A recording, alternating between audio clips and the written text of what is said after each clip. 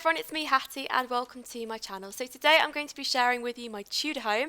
I built this because I really wanted to build another Tudor house and I haven't done one like this in a very long time. So I wanted to video it as well because the last time I did a big Tudor home like this was a very long time ago. It was my most popular build and unfortunately I didn't video it because I wasn't on YouTube at that point. So it was sad, but I thought I'd do another one and share with you what I do when I build a Tudor home. So this is going to be the whole of the exterior and then the interior is going to be in the next part.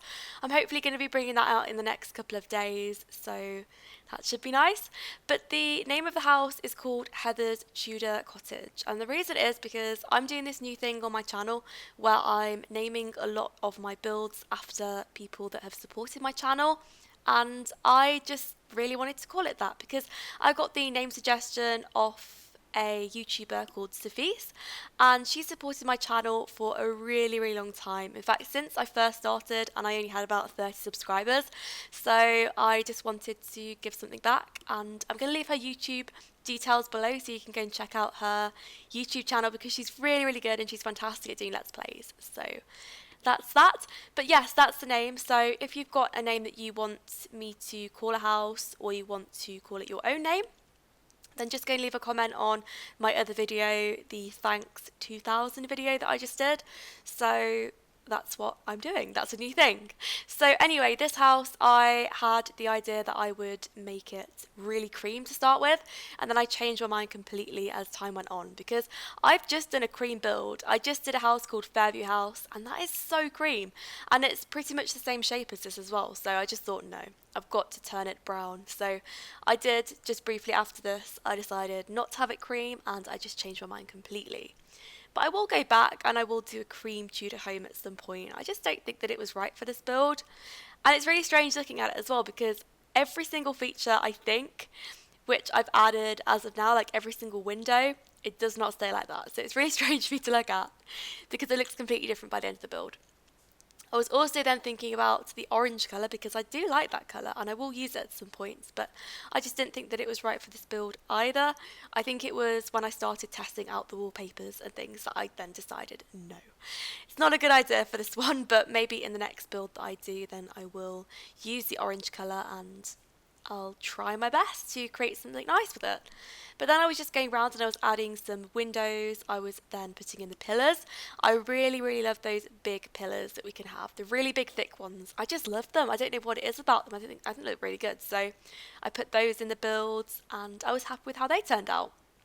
I didn't want to include too many though, so you'll notice that in some places around the back I did just miss a slot and I didn't put it there, so that's what I decided to do.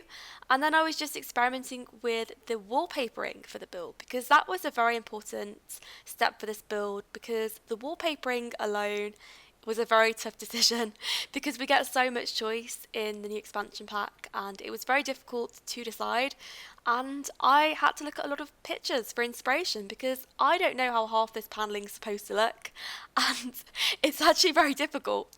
So I spent a lot of time looking at pictures, trying to get some inspiration and trying to see how it should look, and then trying to reflect it on this build. So that was most of my time just spent doing that. Then I was just readjusting the sides because I was trying to make the build a little bit smaller because I knew at this point that I probably wouldn't have the biggest garden that I would have liked to have had. So I tried to make it a little bit smaller. So it would help me out a little bit because a house like this, I've made this mistake so many times now, and in fact you'll know this if you've watched my other videos because every single time I build a house like this I always end up with a pathetic garden at the back of it which is really tiny, and that happened with this house. I'm so sorry to say, but it did. But of course if you want to move it to a bigger plot and have a bigger garden, then you can. You could move it to a 50 by 40, a 50 by 50 or a 64 by 64 and you could have a ginormous garden for this house. So it just depends what you want really. I mean, for me, a big garden isn't a big deal because there's always that bit behind the house, which I really love to use, where you can socialise with the neighbours. And I love that because you don't get the loading screen. So you can just sit and chill in the back with the neighbours and meet new people, and you don't have to faff about or anything, so that's what I like to do.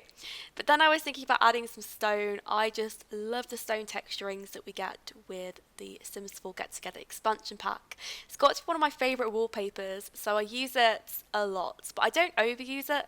I don't think I'd ever do a build that was all in that stone. I don't know. Maybe I will, I don't know. Maybe I'll think about it. But maybe it would just be a bit too over the top, so I might just use it every now and then and limit myself, because that's something that I just don't do in my builds. I go through phases where I'll build like 10 Tudor houses or something ridiculous. No, not that many, but I'll build like 3 or 4, and then I'll build another style of house and then another. So at the moment it's Tudor. A couple of weeks ago it was suburban. I just could not get enough of suburban houses. So it'll probably be Mediterranean houses next, because I haven't tried those out for a very long time, so we will see what happens there. But at this point I was just going around and adding some ivy. I love doing this, of course, and I did mix my old style of adding ivy to the new style, which I'm now trying out. So I tried to use both techniques because I know that a lot of people do like both, and I didn't want to disappoint anyone. So I wanted to stick to the old style that I used to do and mix it up a bit. So that's what I did.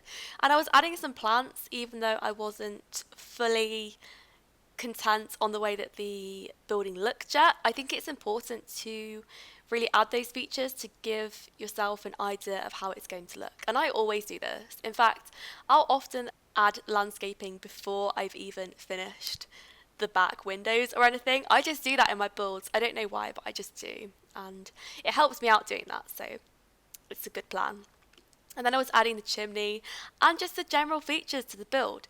But I was pretty shocked actually, because with this house I still felt that something wasn't right with it and I needed to leave it a little bit. So what I did is, after I actually finished this build, I stepped back, I think for maybe a day or two, maybe 2 days, and I came back to it and I had a completely different idea for the front area. And once I perfected it to the way that I particularly like it, then I think they look really good. So you'll probably see that at the end, but that's what I did. I did change that humongous stained glass window that was at the front there for just the simple shutters. I just thought it was too big, and I will use it in another build, but I think I need to do it in a better way. I think that if I'm using a big window like that, it needs to be the main centerpiece of the building, and I need to make a big deal about it.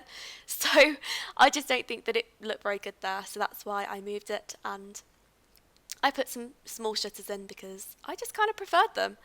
And that was what I decided at that point. And I was just adding small plants around, making it look a little bit thicker, so it doesn't look really, really thin or anything. I just wanted it to look like it was completely covered in plants, because that's how I like my Tudor builds to look.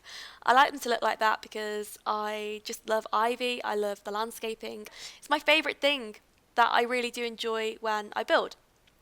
And without it, I think my builds will look really, really plain, because that's the bit that I really do enjoy, and it's the bit I look forward to as well. So I will always landscape my buildings, hopefully, unless I'm doing something that's really industrial or something, I don't know. But for now, I don't have that in mind, so I'm just going to carry on doing this. And I was just adding some rocks. I thought to go for the clay colour. I think it's a bit of a clay colour. It's a bit of a brown one, because I didn't really think that the grey colour rock would look good with this build, so I didn't use it and I went with the other one. This was a part where I was trying to plan out the garden and really think to myself where everything would go, so I did just add a back area, and to be honest, I was happy with it. I like the garden. It's quite small, but it does come around the back a little bit, so it's not that small. It's long more than anything, but a lot of the rooms in this build will probably be really, really long, so just depends what you're looking for. And then I was just adding some more trees to the build. I love doing this, of course, and I think that it does fit in with Oasis Springs. And I did not explain why I built an Oasis Springs in the first place. So the reason I built an Oasis Springs was because I really did try out Windenburg, and I just felt like the lighting for the plots that I was using just wasn't right, and I was getting really distracted as well. So even though I did try and build this house in Windenburg, it just didn't work out for me. So I will move this house to Windenburg when I'm finished, but at the moment I just wanted to show you what it looks like in Oasis Springs, because the lighting for this plot is fantastic. It's one of my favourite plots in the whole game, and it just makes it really easy to see what I've created, so I can show you very clearly what I've done. So I will probably be building in Windenburg in the future, but just not in this video, so sorry if you're expecting that. But of course you can have this house in Windenburg and it would fit right in, so it just depends what you want. But at this point I was just going around the garden and I was adding some grass because I sometimes feel like the grass isn't green enough, so I was just trying to make the garden look a little bit more greener, and I added a bonfire place, which I really love. I haven't tried that out yet in the game, so I'll probably try it after this video, so I don't know what will happen there, but I will do, hopefully. And then I was just going back to the front, adding some more details, and I just changed the path colour at the front because I was not feeling that stone colour. Even though it was nice, I just think it took too much away from the build and it made it look very distracting. So I did change that, but you can change it back, of course, if you want to. And this is the build, so as you can see, the bottom window is changed, but that's the only thing that I changed without showing you the footage of it. So I really hope you enjoyed it, and I hope to see you all for part 2. Thanks so much for watching, and I'll speak to you all soon.